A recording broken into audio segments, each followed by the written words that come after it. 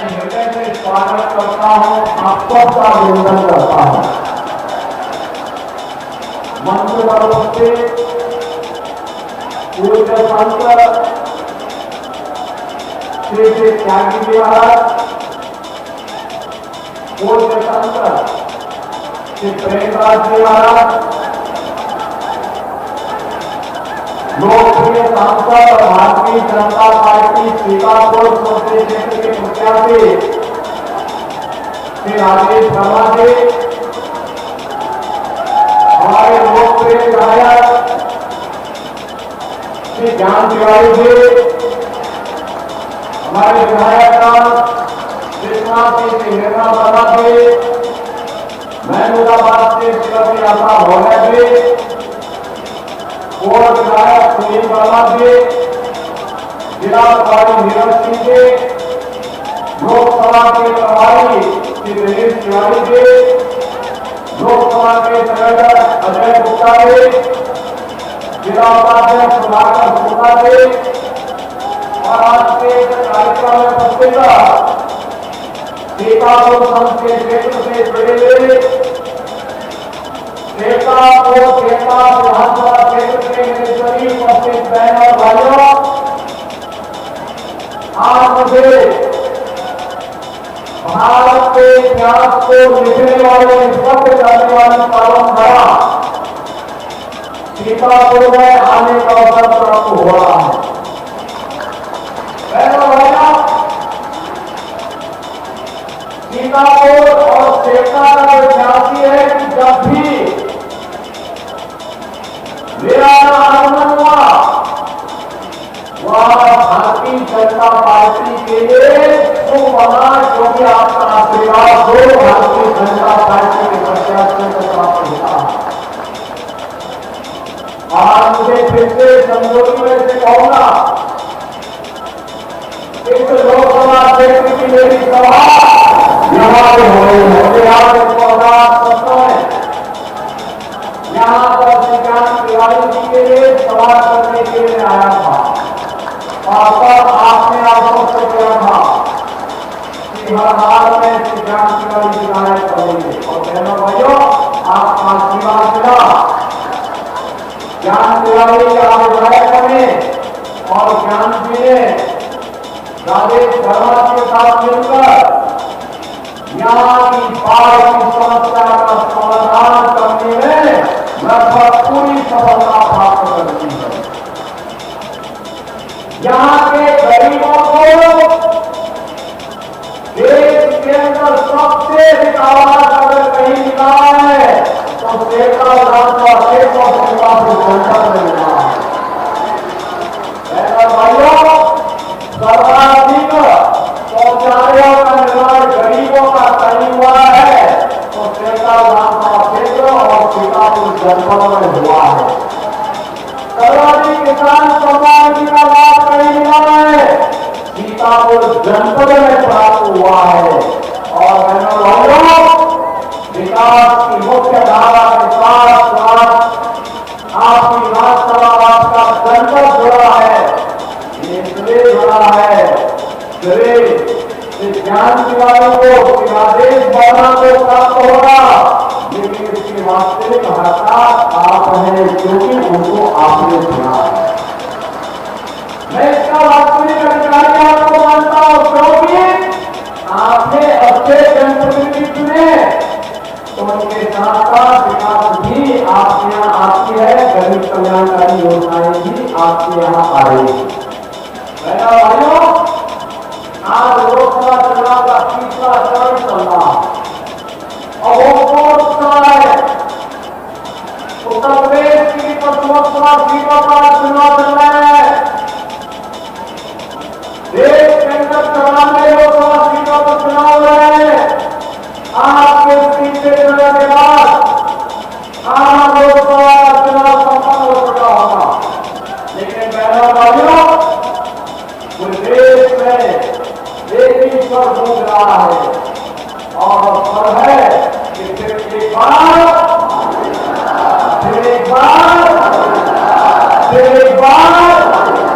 मोदी सरकार का, मोदी जी को तीसरी बार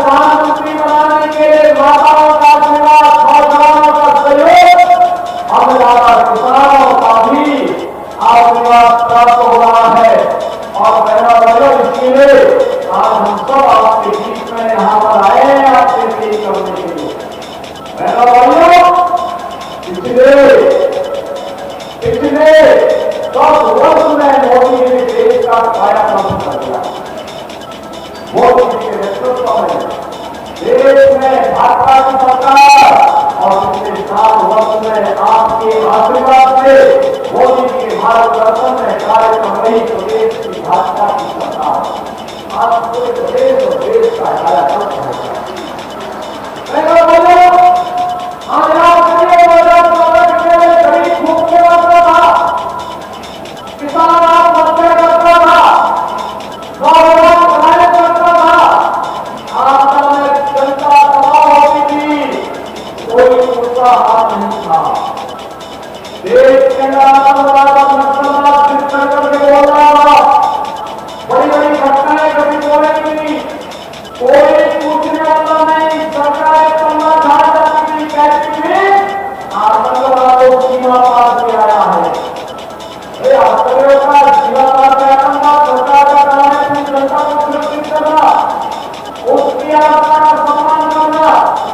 लेकिन भाइयों, इससे बदलते भारत को 10 वर्ष में आपने देखा आज दुनिया के अंदर सम्मान हो रहा है तो सीमाएं सुरक्षित नहीं है। आतंकवाद और नक्सलवाद पर नकेल कसना है। आपको घटाघटी जोर से बढ़ जाएगा ना तो पाकिस्तान सबसे पहले सफाई देता है कि मैंने मेरा हाथ नहीं है और उसे मालूम है कहीं मेरे देने न पड़ जाए। उसे मालूम है कि समय पर सफाई नहीं दी तो नया भारत है, छेड़ता नहीं है, लेकिन कोई छेड़ता है तो उसको छोड़ता भी नहीं है। और मेरा भाइयों, इस नए भारत के नए उत्तर प्रदेश में हमको सौभाग्यशाली है जो काम कई पीढ़ियों ने किए था। कई पीढ़ियां जिसके लिए उसकी आंखें तरफ गई, जिसको देखने के लिए पूरा जीवन वालों ने सब किया, लेकिन देख नहीं पाए और सारे हम लोगों ने अपनी आंखों के सामने अपने सामने उसको होते हुए देखा है। अयोध्या में राम लला का भव्य मंदिर का निर्माण आज आपने समाजवादी पार्टी के राष्ट्रीय महासचिव का बयान में थोड़ी देर पहले पढ़ा। उनका क्या बयान आ रहा है? उनका बयान आया है कि राम मंदिर का निर्माण बेकार हुआ। आप सोचो यही बयान अगर वह किसी मुसलमान के खिलाफ किया होता तो क्या मुसलमान बर्दाश्त करता क्या? लेकिन आपके लिए जो उसके मन में आता है वो बोल देंगे, क्या आप इसको स्वीकार कर लेंगे क्या? अरे तो राम का अपमान कर रहे हैं, जो प्रभु कृष्ण का अपमान कर रहे हैं, जो आपकी आस्था का अपमान कर रहे हैं। ये चुनाव का वोट इसकी ताकत दिखा दीजिए और इसको औकात को दिखा दीजिए।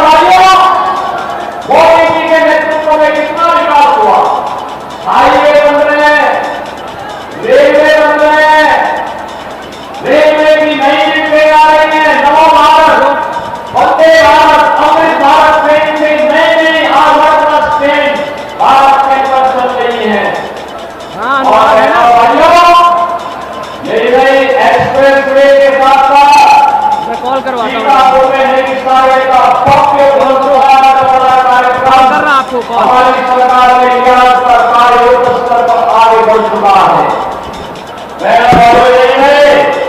आज इलेक्ट्रिक बस सेवा को हम सीतापुर के साथ जोड़ने की कार्रवाई को भी आगे बढ़ा रहे हैं। सीतापुर के हॉस्पिटल की समस्या का समाधान भी कर दिया गया है। आज तो वर्ल्ड क्लास इंफ्रास्ट्रक्चर IIT बन रहे हैं, IIM बन रहे हैं, एम्स बन रहे हैं, एयरपोर्ट बन रहे हैं।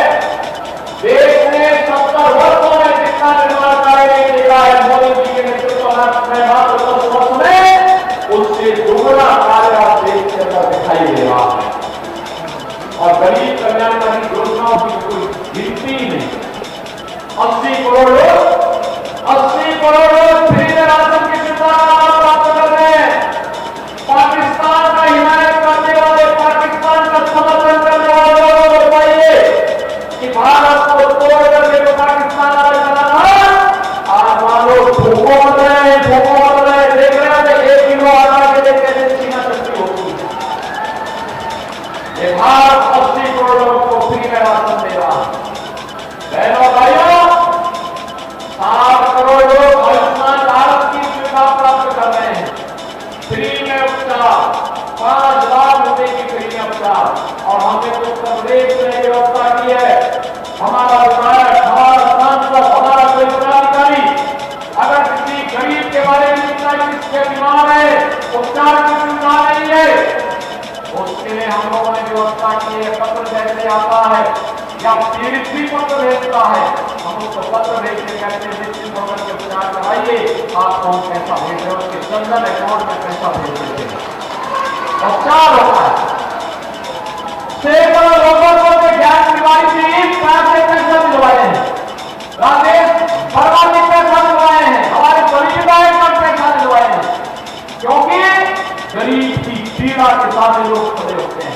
और नहीं तो समाजवादी पार्टी और कांग्रेस के समय में यही पैसा वे लोग बदल जाते थे, गरीब का यही पैसा बन जाते थे, गरीब का ये राशन खा जाते थे। आपको बहनों भाइयों आपने कहा किसान को किसान सम्मान निधि का लाभ प्राप्त हो रहा है, गरीब के घर में शौचालय बन गया है, गरीब के घर में रसोई गैस का सिलेंडर मिल गया है।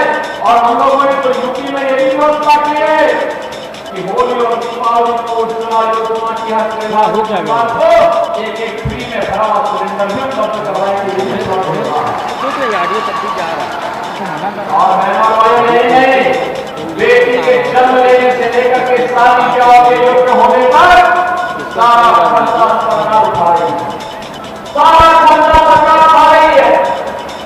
बेटी के जन्म लेने से लेकर के स्नातक तक 25,000 रुपए और शादी के योग्य होती है 51,000 रुपए सरकार कन्यादान के लिए भी उपलब्ध करवाने का काम कर रही है। सामूहिक विवाह योजना उसका उदाहरण आपके सामने है। बहनों भाइयों, 4 करोड़ गरीबों के मकान बन गए। और साथ में आपको बात स्पष्ट कर रहा हूं, जितने लोग बचे हैं इन सबको एक मकान जरूर देंगे। जितने भी गरीब बचे हुए कोई छूटेगा नहीं। 70 वर्ष के हर बुजुर्ग को 5 लाख रुपए की स्वास्थ्य बीमा का, आयुष्मान का कार्ड भी उपलब्ध करवाने का कार्य भारतीय जनता पार्टी ने आश्वासन दे दिया है कि हमारा घोषणा पत्र, हमारा संकल्प पत्र उन्हें 5 लाख रुपए की स्वास्थ्य बीमा का कवर देगा। बहनों भाइयों, एक तरफ भारतीय जनता पार्टी सुरक्षा भी दे रही है, सम्मान भी दे रही है,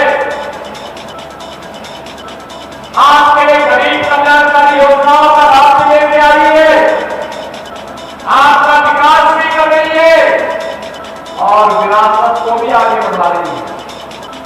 अयोध्या में राम मंदिर का निर्माण हो गया ना। अब कोई किसी प्रकार का कोई संदेह, कश्मीर में धारा 370 समाप्त हो गई ना।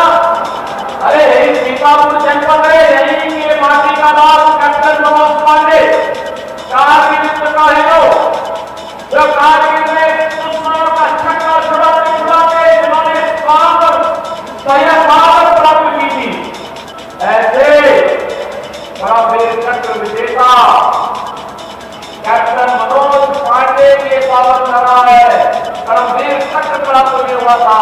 और बहनों और भाइयों, उन्होंने लड़ते लड़ते देश के दुश्मनों के छक्के छुड़ाए थे और कारगिल में विजयश्री का वर्ण किया था भारत ने। आप मुझे बताओ, ये कांग्रेस और सपा के लोग आतंकवादियों का समर्थन करते हैं, क्या आप उनका समर्थन करेंगे? क्या ये राम मंदिर का विरोध करते हैं, क्या आप उनका समर्थन करेंगे? क्या ये गौ का गौ हत्या का समर्थन करते हैं, क्या आप उनका समर्थन करेंगे? क्या ये अनुसूचित जाति, जनजाति और पिछड़ी जाति को मिलने वाले आरक्षण और तेल लगाना चाहते हैं, क्या सभी को समर्थन मिलना चाहिए? क्या बहनों भाइयों, कांग्रेस सपा ये किसी का गठबंधन जो है ना, यह देश की एक समस्या है, एक बीमारी है। बीमारी, इस बीमारी को जितनी जल्दी दूर कर देंगे उतनी जल्दी भारत विकसित भारत बन जाएगा। विकसित भारत के लिए आत्मनिर्भर भारत बनाना पड़ेगा। आत्मनिर्भर भारत का मतलब हर नौजवान आत्मनिर्भर, उसके हाथ को कार्य होगा, रोजगार होगा, और महिला आत्मनिर्भर स्वावलंबी होगी। 3 करोड़ ड्रोन दीदी, लखपति दीदी के रूप में बनाने का प्रधानमंत्री जी ने संकल्प लिया है।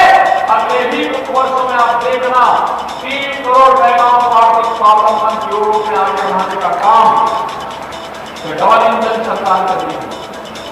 बहनों और भाइयों, यही नहीं, किसान खुशहाल होगा,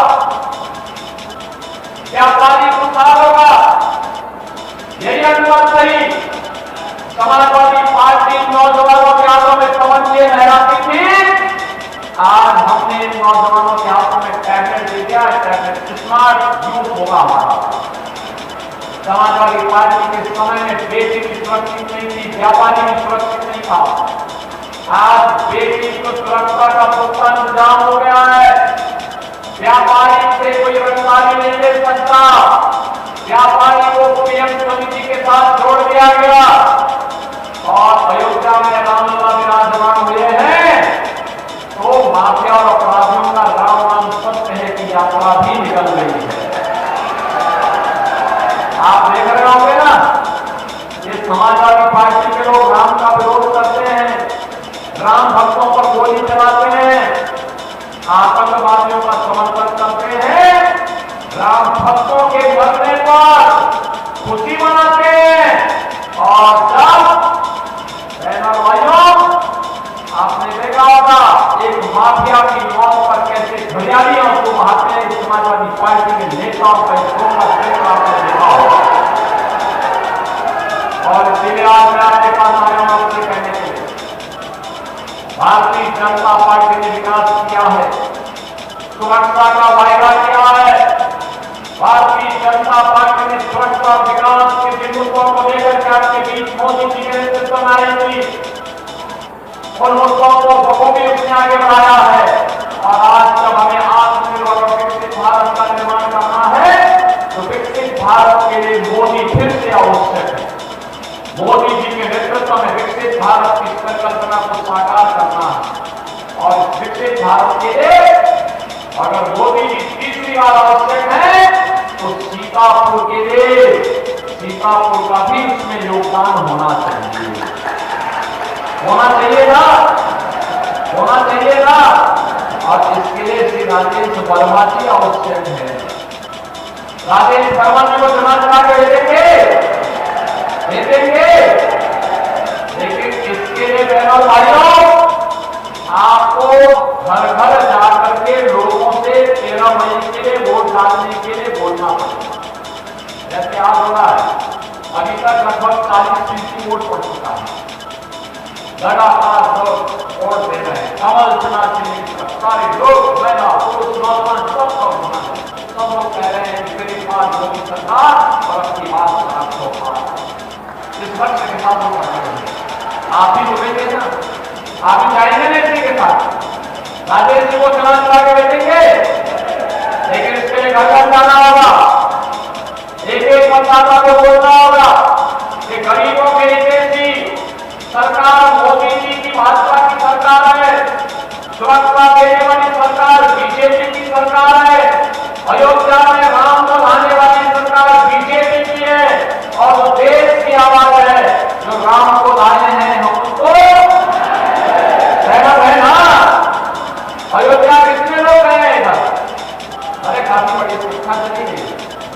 और मैं कहूंगा तिवारी जी से भी, अपने विधायकों से भी और राजेश जी से भी चुनाव के बाद एक बार बाकी लोग जो बचे हैं उनको भी अयोध्या का दर्शन जरूर करवाएं।